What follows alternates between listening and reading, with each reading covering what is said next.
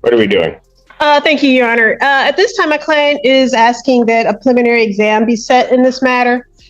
Your Honor, we are asking for this to be set knowing that there is some outstanding evidence. My client has been in jail for 135 days, and we've asked for the DNA evidence multiple times. We just can't get the evidence. Your Honor, I'd also like to address bond when appropriate. Okay. Well, I'll know because every time we come up to DNA, and I'm not going to ask when it's going to be here because who knows? That won't be the fact that if he wants an exam, he's going to have it. But the fact that they don't have DNA is not going to be the basis for an adjournment. You understand that, sir? You understand that, yeah. Mr. Johnson? Thank you. Your Honor, when appropriate, I'd like to address bond. Will the people have their witnesses available the 17th? Do our best, Your Honor. Preliminary examination, March 17th, 2026, 9 a.m. before Judge Moore. As to bond.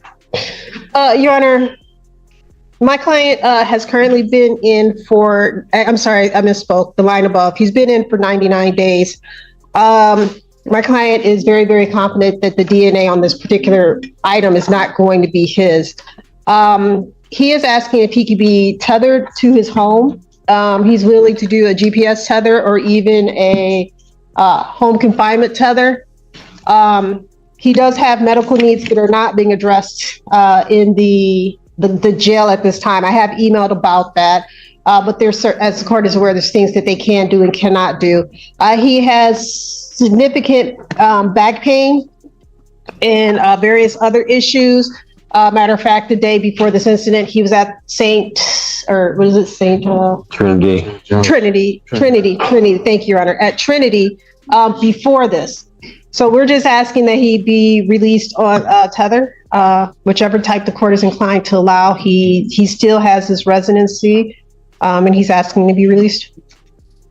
Response to the people. Your Honor, it's my understanding the defendant was on parole at the time of this incident. I'm assuming an NDOC holder bond is denied as that bond continue. Motion for bond reduction is denied. Bond will continue. March 17th before Judge Moore. Thank you so much, Your Honor. Thank you. They do. Since I told you they don't tell. So maybe we. Court calls case People versus Jasmine Morris. People. And Assistant Public Defendant Nicholas Bukovich on behalf of Mr. Naparilla, who is now approaching. Please state your name for the record. Michael Naparilla. All right. I have before me a plea form that indicates that he's going to be pleading guilty to a added count 2, I think, of use of fentanyl. The 1-year offense. Upon his successful plea to that charge, count 1 would be dismissed. There's an agreement to no upfront jail. That's correct, Your Honor. All right. Let's have him sworn. Raise your right hand. You solemnly swear to affirm the testimony you're about to give the truth, the whole truth, okay. Sorry. State your name, please. Michael Naparilla. Sir, it is this court's understanding that you're going to be pleading guilty to the charge of use of fentanyl. That's a misdemeanor punishable by up to 1 year incarceration, a $2,000 fine plus court costs. You understand that? Sir. Understanding that you still wish to plead guilty? Sir. And to that charge, how do you plead? Guilty. Now, you understand by pleading guilty, you'll not have a trial of any kind. Yes, sir. You signed an advice of rights form, is that correct? Yes, or had one signed on your behalf? Yes, is that correct? Any question regarding any of those rights? No, sir. Look at paragraph 5. You'll see a copy on the podium. Those are your rights which are part of a trial. You understand by pleading guilty, you'll be giving up those rights as well as all the rights on that form. Yes, sir. You understand you're giving up your right to appeal of right. Are you on probation or parole? I have parole in Ohio. Okay. At the time of this offense, were you on parole? Out of Ohio? Yes, sir. All right. But they're aware of it. Okay. I do have to advise you that this could be considered a violation of your parole. Yeah. If it is considered a violation, they could sentence you to the remaining portion of your term or send you back to do the remaining portion of your term or any other sanction in Ohio which would be available to them. You understand that, sir? All right. And understanding that you still wish to plead to this charge? Yes, sir. Anybody promise you anything other than what's been stated here today to get you to plead? No, sir. Anybody threaten you or coerce you? No, sir. You're doing this voluntarily? Yes, sir. And of your own free will? Yes, sir. And because you believe that you are indeed guilty of this offense? Yes, sir. On May 25th, 2024, at the location of Gulfside Road, Pittsfield Township, Washtenaw County, State of Michigan. Did you have fentanyl in your possession? Did you use it? Did you know what you were using was fentanyl? All right. Sir, if I accept your plea, between the time I accept your plea and the time of your sentencing, if you commit misconduct as defined under the Michigan court rules, you would not be entitled to withdraw your plea, and the court would not be bound by any sentence evaluation or recommendation. You understand that, sir? Yes. Counsel, are you aware of any other promises, threats, or other inducements which have led to this plea? No, Your Honor. And have I complied with the court? Yes, Your Honor. Court will accept the defendant's plea to count 2. Count 1 is dismissed. Pre-sentence investigation and report is ordered at 14A1 probation. Sentencing in this matter will be March 25th at 12 noon. March 25th, 2026, noon, before me. Your Honor, may I address bond when appropriate? You may. Your Honor, at this time, I'll be requesting a personal reconnaissance bond. Mr. Naparua does have gainful employment. He does have a support system through his partner as well as his family. This case was just now reduced to a misdemeanor with an agreement for no upfront jail time. He will be willing to go and test and comply with any of the court's orders. He would test clean, obviously, as he has been in custody for this amount of time. He does have, again, gainful employment, a car, a support system. He'll be willing Aren't they gonna take him back to Ohio? No. My wife had talked to my parole agent. They're not worried about it just because since I went to jail in parole, they knew about this charge when I was released. So they're not basically worried about it. And extra does show that the parole hold from Ohio was lifted. His parole agent did lift his hold. So he has no holds currently either. I don't need a request from people. I'm gonna deny the request. I won't even consider release until such time as he's interviewed by my probation department. Understood, Your Honor. And that should happen relatively quick. Thank you. Bond will continue. Court calls case People versus Michael Roseberg. Judge, Alexander on behalf of the people, Your Honor. court shall cease to assistant public defender, defend on behalf. Please state your name for the record, sir. Michael Eugene Roseberg. Thank you. Yes, sir. Thank you, Judge. I did speak to my client. I believe he is requesting this matter I believe we're requesting this matter be set for preliminary examination. To my knowledge, all discovery is complete. And I believe Mr. Roseberg would like me to address bond when you're done. People, other witnesses available the 17th. We'll try our best, Your Honor. Preliminary examination in person, March 17th, 2026, 9 a.m. before Judge Moore. Pass the bond. Thank you, Judge. He did meet with Mr. Niskar from our office this morning, and he did ask me to address his bond. He indicates that he is currently employed, fully employed as a night auditor / desk clerk for Quality Inn. He still has that job available to him right now. He'd like to make sure he keeps that job. He does have 4 children, 2 of which he supports via child support payments. He wants to make sure he doesn't get behind on those as well. Indicates he was last in trouble back in 2004 for a charge that has been resolved. He additionally indicates that he has his own place of residence right down the street here on Carpenter Road, and he would not have any contact with the alleged victim should the court release him. He would have no problem with a tethered home with work release, and he indicates he would appear for any and all court dates and follow any and all court orders. He'd expect either a PR bond or a $5,000 10% bond. He believes he can afford to post that if the court does grant a bond, Your Honor. Your Honor, I'm going to object at this point. At the time of this offense, for the police court, Mr. Roseberg had a conditional bond out of favor of protecting the DP victims. There were 3 different victims. This occurred when they were out drinking with friends and while driving home. One person was driving and there were, I believe, 3 other women in this car. The defendant assaulted all of the people in the car by punching them. One of the victims had a buck on her forehead, a black eye, scratches to her arm and forehead. He also has holds out of Adrian for disorderly for $100 and Van Buren for $500 for assault. He has 3 convictions for breaking and entering, RNO, OWI, domestic violence, felonious assault, felony firearm, and larceny for courtesy, domestic violence, second. Those send me back to 2011 and beyond. At this point, I'm going to object to some facts for the future. pause right here, because this is where things get really interesting. Notice the pattern?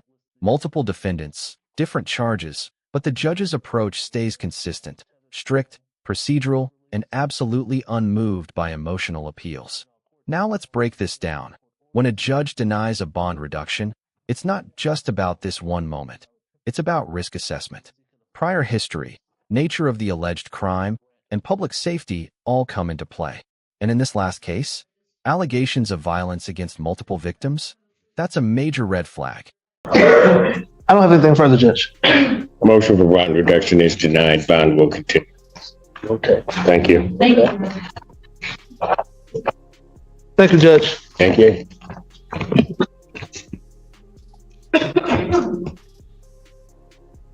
Sharon?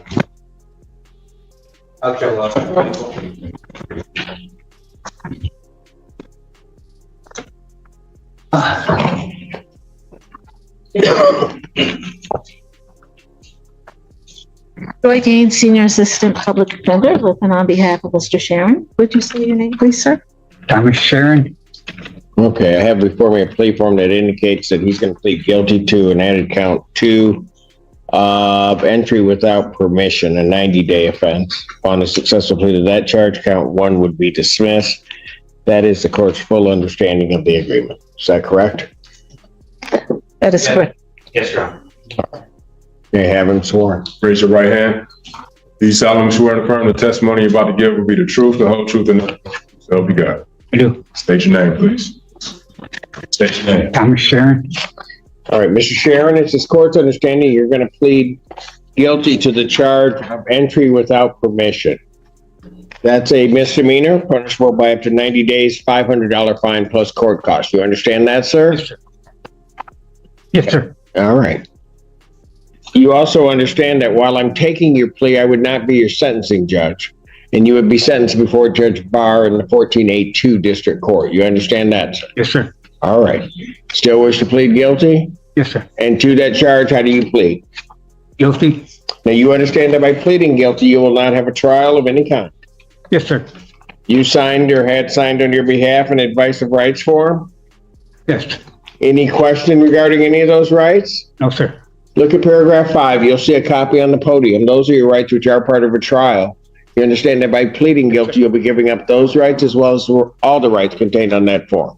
Yes, sir. You understand you're giving up your right to appeal of right. Yes, sir. Are you on probation or parole? No, sir. Has anybody promised you anything other than what's been stated here today to get you to plead? No, sir. Has anybody threatened you or coerced you? No, sir. You're doing this voluntarily and of your own free will? Yes, sir. And also because you believe that you're guilty of this offense? Yes, sir. On the date of February 18, 2024, Wise Hall at EMU in the city of Ypsilanti, Washtenaw County, state of Michigan, did you enter those premises? Yes, sir. Did you have permission to enter Wise Hall? No, sir. But it wasn't. Was it open to the public at the time? Yes. Or I don't believe the hall is open to the public. It may not have been properly closed.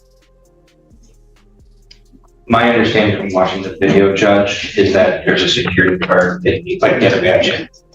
So got it. So I'm not sure. So you did not have proper access, but entered the building anyway. Yes. And you knew you didn't have authority to enter the building. Yes. All right. Sir, if I accept your plea, if between the time that I accept your plea today and the time of sentencing, if you commit misconduct as defined by the Michigan court rules, the court would have to advise you that you would not be entitled to withdraw your plea, and the court would not be bound by any sentence evaluation or recommendation. You understand that? Yes, sir. All right. Counsel aware of any other promises, threats, or other inducements which have led to this plea? No, thank you, Your Honor. No. And have I complied with the court rule? Yes, sir. Yes, Your Honor. Court will accept the defendant's plea to count 2. Count 1 is dismissed. Pre-sentence investigation and report is ordered at 14A2 probation. sentencing in this matter will be March 18th at 10 a.m. March 18th, 2026, 10 a.m. before Judge Barr. Bond continued. Your Honor, may we address bond? You may. Your Honor, Mr. Sharon has indicated that, unlike at the time of the incident, which was, I believe, in 2024, he can stay with his sister who resides in Garden City. He says that he will return for all court dates. He will either be able to walk or take public transportation or have support from family. We are asking that the court consider a PR bond, especially given that the change in the charge. Well, he didn't appear before, right? Correct. That is correct. Because he started out with a.